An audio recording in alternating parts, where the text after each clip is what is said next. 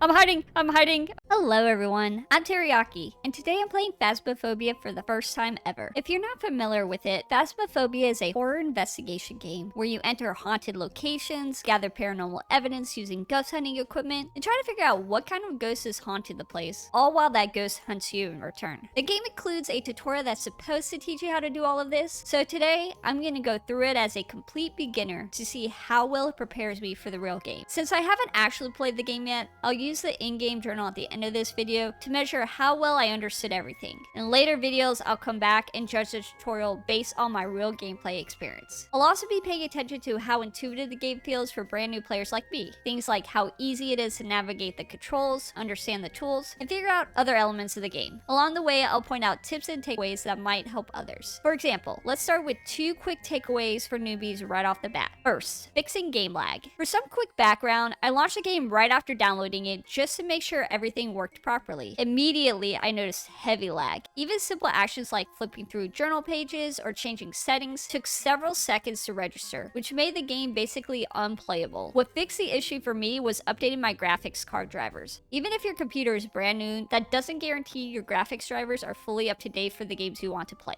You can easily look up how to do this for your specific graphics card, so I won't go into detail here, but if your game feels laggy, that's definitely something worth checking out. Second, game controls. I'm essentially a PC gaming newbie and didn't even know that most games use WASD keys for movement. When I first loaded in and started testing buttons, I decided to hit the escape key just to get out of the game. That opened the pause menu, which includes an options button, something I assume is pretty common in most games. If you click options and then controls, the game shows you exactly which keys correspond to each action. You can change these if you want, but for now I'm going to leave everything set to the default controls. Now let's move on to the tutorial. When you first load into the game, you spawn inside a warehouse with almost no explanation or guidance. Simply walk up to the corkboard directly in front of you. Clicking the corkboard brings up a menu with options for single player, multiplayer, and training. Let's select the training and see what this is like together.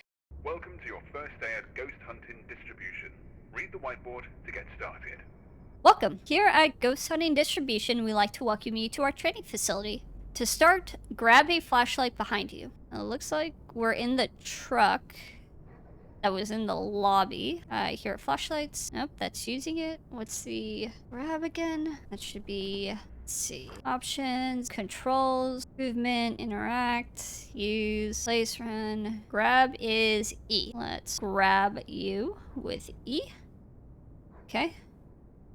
Then you can toggle the flashlight with use if equipped, or special if it's in your inventory. So pause menu, options, controls. Okay. Do we have an inventory? Let's see. Is there a way to get to it? I'm not seeing inventory in here. Use right mouse. Is there anything else I should? Interact, left button, use right. Run, shift, crouch, C, cycle Q, journal J, global push talk. Okay, so to use is the right button. Looks like it turned on, but it's pretty faint, but I guess better than nothing. What are these? Crouch, C. Oh, so the instructions are on notes, attach the whiteboard, and each instruction is in a different color that correspond to the post-it notes. That is very helpful, so I don't have to keep opening up the journal. I don't like that some of these are a little dark, so they're harder to read unless you have the flashlight on. Neither here nor there. Got it. You can cycle through your held items to change which one you are holding. You can carry 3 items at once. So cycle... orange. Okay. Q once, Q twice, Q 3 times. I can hold 3 items. When you're ready, grab the key to the right, then interact with the keypad to the left of the door, so open the truck and move to the next section. Okay, so I gotta grab a key and interact with the keypad. All right, TV screen, here's the key. With E, and then interact with the keypad.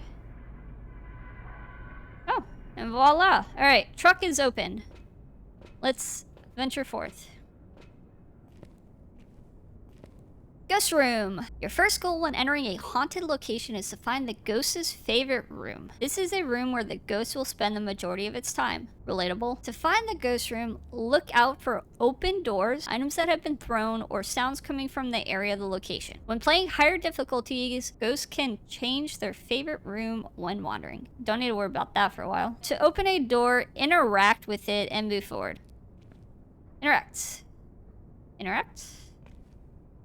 Interact. Oh, okay. I need to be right on that door to interact. Room 1. Alright, looking for open doors, thrown items, sounds. Alright, none of the doors are open. I don't hear any sounds. Oh, and there's a thrown item. Okay, so room 1, ghost check complete. The door to the next section. Okay, going to the next room. Room 2. Okay. Let's see. No open doors, except for the one I came through. I'm not seeing any items that were thrown. I'm not hearing any sounds. No, we're not gonna... can I go to this? No. Room 3. What is this? Ooh, donuts. Grab is E. Okay, I got donuts. Maybe I gotta use it. Nope. Does nothing. Okay, well, I guess I have donuts now. Room 3. Any sounds? Ooh, there's an open door, so maybe. Any thrown items? Maybe it's only one of the 3 rooms that has it. And that, yeah, and then that's a ghost's favorite room. Let me just double check room 4. Oh, it's a different color door. Okay. So I guess for the last section, it was showing you through rooms, and you had to find which room the ghost was in, and we just happened to find the ghost in room 1. Sanity. Each investigator has their own sanity level represented in the truck by a percentage on a screen. When playing in a team, you will always have an average sanity level. Several things can lower your sanity: standing in the dark, ghost event, and abilities. You can restore your sanity level by using sanity medication. Try drinking one using a bottle below. It will take a few seconds to replenish. Try it out. Grab one below, then use it. You should see your sanity increase on the screen to the left. The average sanity is 50%. I'm assuming I'm this red player, because that's the only one that's moving. Sanity medicine will have different amounts of restoration depending on the difficulty you're playing. Again, don't need to worry about that for a while. So right now I'm at 51. Will it decrease then? I'm over here. Oh, decrease a little. Well, let's grab with E, and now let's use with the right mouse button. Audio cue. Oh yeah, look at that. It is going up in a positive affirmation. Next one. Lighting. To keep your sanity stable, you should stand in lit rooms or areas as much as possible. You can turn lights on using their switch, aim at the switch, then interact with it. Each location has a maximum amount of lights that can be turned on at once. Ooh. If you exceed this number, the fuse box will trip and turn off every light. Wow, okay. You can turn the fuse box back on by interacting with its switch. Try tripping the fuse box by playing with the lights to the right, then turn the fuse box back on. So it's just interacting, lights to the right. Let's see. Light on. Everything's normal. Light 2. It does not turn on. Great. Let's trip this fuse box then. Interact. Okay. Well, at least the lights will come back on if I do that. That's good. Okay. Next room. Electromagnetic fields, EMF. In a normal contract, you will only need to find up to 3 evidence types, but for this training, we'll show you all 7. EMF spots are left behind on almost everything that a ghost interacts with. These hotspots last around 20 seconds and can be read with an EMF reader. So you can get evidence within 20 seconds for EMF. Grab your EMF reader below, turn it on with use, then move it towards objects that a ghost has recently interacted with. Some ghost types will leave stronger EMF hotspots. If your EMF reader is displaying a strength of 5 or higher, this is an evidence. Open your journal by pressing... Okay, let me just grab this first. So, turned on. So the only one with 5 on it is the middle bar. It does say magnetic on it, so assuming that's what we read for EMF. There are 3 bars on here, but yeah, the middle one looks right. On the description, it does say center EMF reading 0 to 5. Now let's read the rest. Open your journal by pressing the journal button. Click the evidence tab at the top of the page and mark EMF 5 as checked. Going to the journal, going to evidence. So 1, 2, 3, 4, 5, 6, 7. So there are 7 evidences. Top one is EMF. I do like that it does say what number I'm looking for on the EMF reader. So it said if I click it, it'll mark it. Ooh, looks like some of the ghosts became transparent which I guess ghosts tend to do. That means that the ones that didn't are the ones that have EMF level 5 as an evidence. So let me see. Dayan, ghost, Dayan. So evidence on the below page. EMF level 5, ghost orb spirit box. Okay, so EMF is evidence for this ghost, and that ghost is still selectable over here, so that makes sense. Let's reset this. I crossed it out. So I guess if you don't get an EMF of 5 after testing it, you can say that that evidence is not present here, and it will take away all the ghosts that have EMF 5 as evidence. That is actually really helpful. Let's see if I can reset it again. So you have to toggle through, but I guess it works with all these evidences, which the tutorial said we'll get to in a bit. I turn it on with used, and it looks like it's still on because I see lights, and then move it towards objects that a ghost has recently interacted with. No objects in here. What are these papers on the floor? I guess just trash. Lots of objects here. No reading. No reading. No reading. Oh. Nice work. So EMF 5. Got it. Nice. Next evidence. Ultraviolet, UV. Some ghost types will leave behind UV handprints on doors, windows, and even footprints on the floor if they walk into some well-placed salt. To find these, listen out for paranormal interactions on those objects. Then grab your UV light, activate it with use, then shine it around to see what prints have been left. If you find UV handprints or footprints, make sure to note them down on the evidence page in your journal. Lastly, if you shine UV light on a print for long enough, it will become charged, allowing you to swap to a camera to snap a quick photo for some extra cash. So I can charge them for photos. Grab with E. It's not letting me grab my inventory full. Flashlight. Donut. Guess I don't need you. Drop that. Well, let me pick it up. Okay, it does. I gotta use it. Let's go ghost hunting. Found a clue! Found a clue. The charging. Ooh, and another clue. Well done. Nice, thank you. Well, that was super easy. Next one, freezing temps. Ghosts are known for making the area around them colder, but some ghost types will push these temperatures below freezing. When navigating around a location, you may notice your breath being frozen in front of you, visualized by a cold cloud of air. If you find this, it may be worth checking the temperature of the room accurately. To do so, grab the thermometer and walk into each room, then check the temperatures as they adjust. You're looking for anything below freezing, 0 Celsius, 32 Fahrenheit. If you find freezing temperatures, mark it in your journal. I think I have to drop again. Drop, grab. I'm looking for 0 Celsius or 32 Fahrenheit or lower. Right now I'm 5 Celsius, 41 Fahrenheit. Maybe in here. Okay, it's going down a little. Do I see my breath? I see my breath.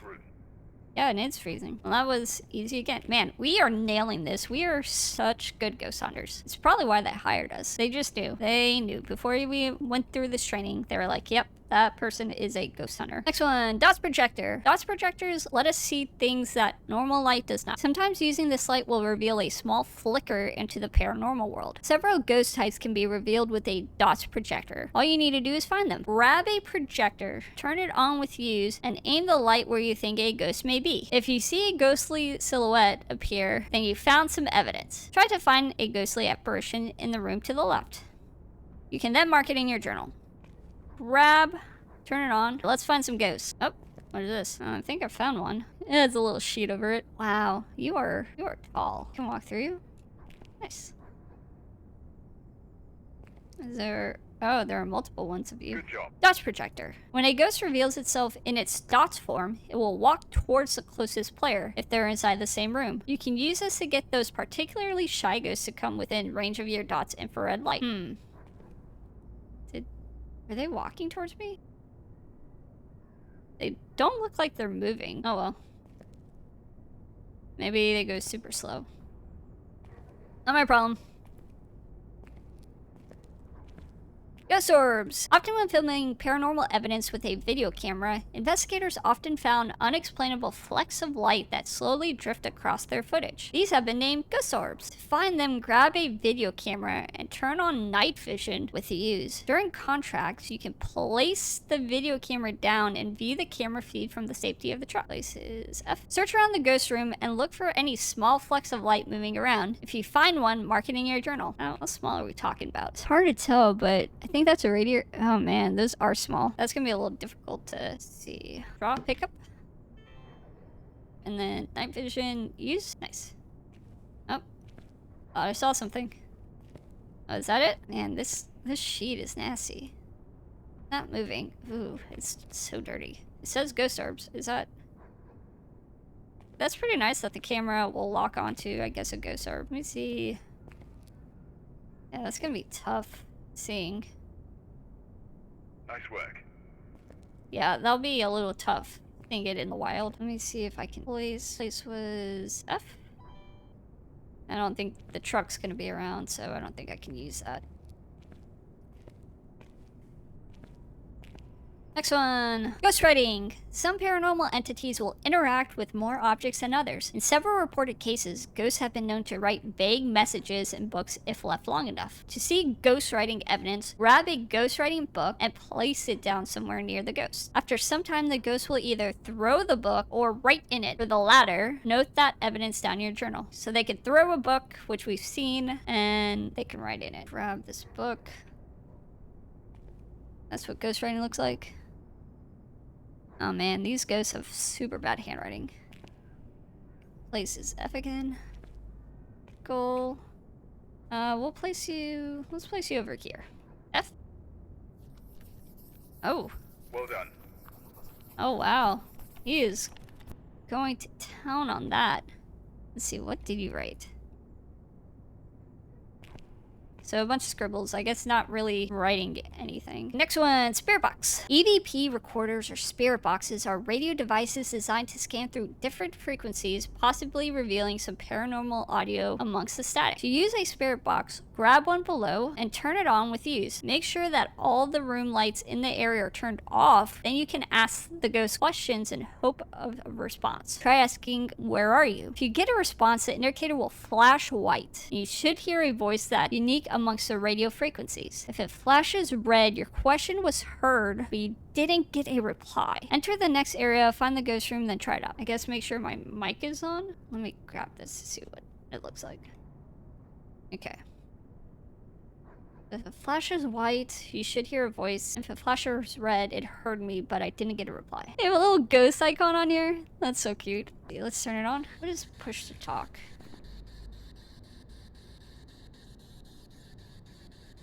Local push to talk is V. Okay, so V and B. I don't know what the difference between the two are, but we'll try both. Zoom. So I gotta make sure the lights are off. How do I know if this is working? Where are you? The microphone light does light up. Where are you? The ghost looks like it's there. Gotta turn this off. Where are you? Didn't hear me on that one. Where are you? It heard me, but didn't want to reply. Where are you? It did not hear me. Maybe I gotta... Where are you? Where are you? Woo! Nailed it. Can I turn this off?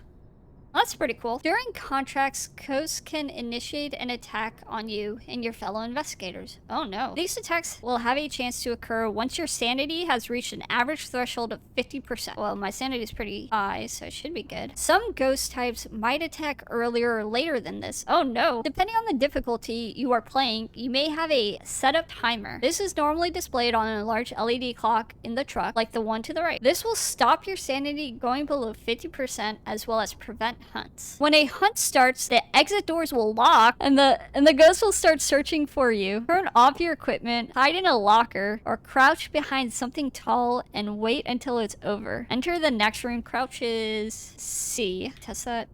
Yep, crouch. Alright, here I go. Okay, these are the lockers. Right. You better hide quickly. Oop. Okay, I had to drag that locker. I have to drag it with the mouse. Oh no, I didn't turn off my equipment. How do I turn you off? That was a close one. Congratulations on completing your training. You can exit through the truck by interacting with the keypad. I did it! Something's not quite right. Oh my, Quickly. oh my, I'm hiding. Oh my gosh. You lied to me! You told me it was safe. That was a close one. Congratulations on completing your training. You can exit through the truck by interacting with the keypad. I don't believe you. You almost got me got. I don't. Are you for real this time? You liar. I'm assuming. Quite right. Oh my gosh. Hide quickly. No. I'm getting out of here. Can I see the ghost? I'm not locked in. No. Now I don't know whether to believe that voice or not. Enter the truck and use the keypad to exit.